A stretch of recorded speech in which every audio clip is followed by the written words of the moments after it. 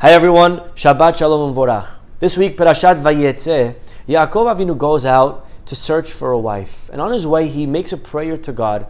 And one of the things that he asks for is, V'natan li lechem le'echol. Please God, give me bread to eat. Ubeged lilbosh. And clothing to wear. And the obvious question is, why does Yaakov have to emphasize bread to eat, clothing to wear? Obviously, just say bread and clothing. It's understood that he's going to eat the bread and wear the clothing.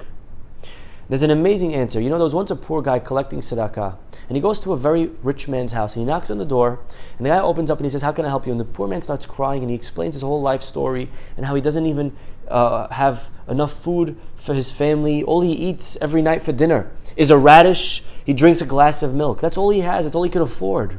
Please, can you help me? When the rich guy hears this, he starts crying. And the poor man says, "Why are you crying?" And the rich man explains that he was born with a certain disease. And his diet only allows him to have one slice of bread, one cup of water every single day. And with tears, he turns to this poor guy and he says, "Do you know what I would do to be able to just eat one radish, to drink one glass of milk?" The poor man walked away from this conversation realizing that some people are rich, but others are wealthy.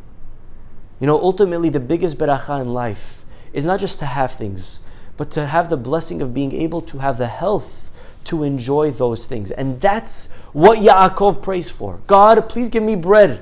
But more important than the bread, lehem, but also le'echol, to be able to eat the bread.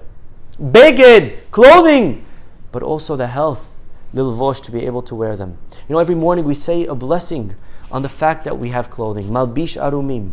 Throughout the day we say blessings when we eat foods.